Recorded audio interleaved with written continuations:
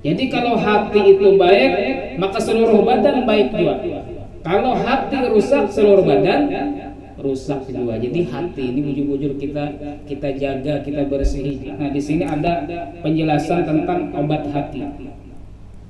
Tis'atu umurin biha salahul qalbi. Ada 9 perkara yang mana dengannya bisa membersihkan hati. Biasanya kita mendengar lagu itu apa? Obat hati, ada 5 perkaranya, itu 5. Ini ada tambahannya pulang 9. Karena nanggung lagi 9 obat hati, 9 perkara yang untuk membersihkan hati. Yang pertama, qiraatul Quran bitadabbur, membaca Al-Quran dengan tadabbur.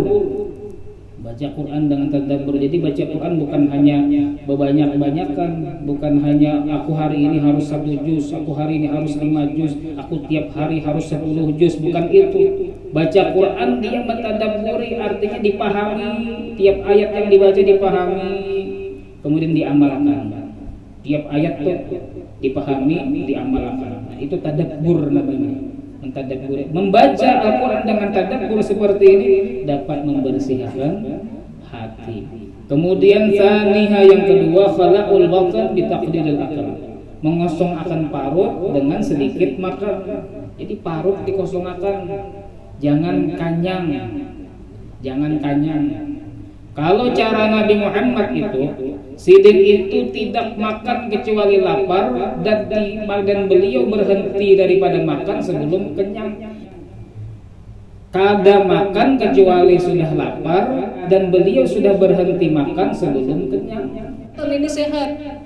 Obatnya badan ini apa gerang supaya kada berpenyakitan?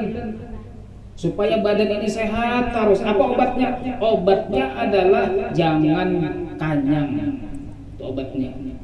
Jadi makan itu seadanya aja. Jangan ketujuh makan sampai kanyang-kanyang. Mengosong akan perut daripada makanan, itu obatnya jasa. Kulu washrabu wala tusrifu. Itu obatnya tuh kalau dalam Al-Quran. Kulu, makanlah, washrabu, dan minumlah, wala tusrifu, dan jangan boros, jangan berlebihan. Makan, minum, jangan berlebihan. Makan daging genpian gak ada masalah. Kalau kada berlebihan, yang bahaya tuh kalau berlebihan. Pas hari raya haji banyak banget dapat daging, makan behemat, ngolah sate, ngolah macam-macam tuh. Macam-macam diolah behemat. Nah itu tuh bisa tuh penyakitannya tuh karena kebanyakan makan. Padahal Al-Quran sudah mengajarkan kulu washrabu wala tusrifu, makanlah, minumlah, dan jangan berlebihan. Nah itu intinya kalau hendak sehat tadi. Kalau pian bisa mengamalkan ini, insya Allah seumur hidup pian kada penyakitan. Kemudian yang ketiga, qiyamul laili bil ibadah. Qiyamul lail dengan ibadah, mendirikan malam dengan ibadah. Di malam itu sebenarnya malam itu waktunya ibadah, bukannya waktu kita macam-macam nonton TV, main game sampai terguring, bukan itu. Malam itu waktunya ibadah. Jadikan malam tadi untuk ibadah kepada Allah, itu akan menjadi obatnya hati. Kemudian rabi'uha, keempat, tadarru' inda sahar, merendahkan diri kepada Allah ketika waktu sahur. Merendahkan diri tadi, berdoa kepada ya Allah, ulun rendah banar, ulun banyak maksiat kepada pian, ulun banyak dosa ya Allah, ulun banyak kesalahan ya Allah, ampuni ulun ya Allah. Bertadarruk kepada Allah ketika waktu sahur.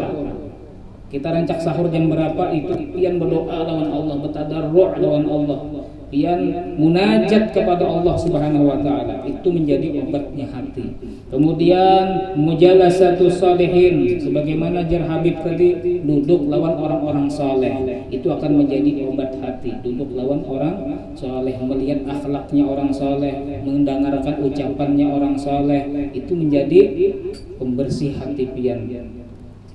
Sadisuha yang keenam, as-samtu amma la ya'ni, diam daripada yang tidak pantas, tidak layak dibandirakan. Artinya kalau ada penting berpandir, jangan berpandir. Kalau perlu berpandir, hanya berpandir. Maka dikatakan Orang yang paling baik di majelis itu orang yang kada tapi banyak pandir. Ketika pian berkumpulan, orang yang paling pendiam itu yang paling bagus. Wayah ini yang pendiam disambati. Nah, berdiam aja nih kenapa nih? Yang berdiam disambati. Padahal yang berdiam itu bagus. Mulai tadi aja ketawa-ketawa aja, berdiam aja mendengarkan warak. Padahal itu yang bagus. Dikatakan oleh ulama, jika kamu berada dalam satu perkumpulan, maka jadilah kamu yang paling pendiam. Jika kamu berada dalam satu perkumpulan, jadilah kamu paling pendiam. Yang ketujuh, al-uzlatu an ahlil jahli, menjauh daripada orang bodoh. Najar Habib tadi kayak tujuan, berjauh daripada orang bodoh. Jangan berparak lawan orang bodoh, jangan berkumpul lawan orang bodoh. Orang bodoh di sini maksudnya kada tahu di agama. Jangan berparak, jangan berkumpul lawan orang yang kada tahu di agama. Nah, itu obatnya hati. Jadi kalau pian berkumpul lawan orang yang kada tahu di agama tadi, itu akan merusak hati pian, akan mengotori hati pian. Karena pandirannya itu nyata sudah macam-macam. Kada tahu ngalor ngidul, Jawa itu ngalor ngidul pandirannya. Kada ada manfaatnya. Nah itu pian dangarakan itu akan merusak hati pian, akan mengotori hati pian.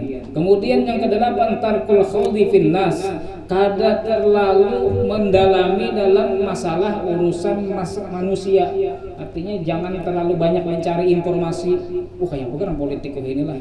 Kayak apa gerang wayah inilah buat artis. Kayak apa wayah inilah. Gosip-gosip yang terbaru wayah ini apa yo?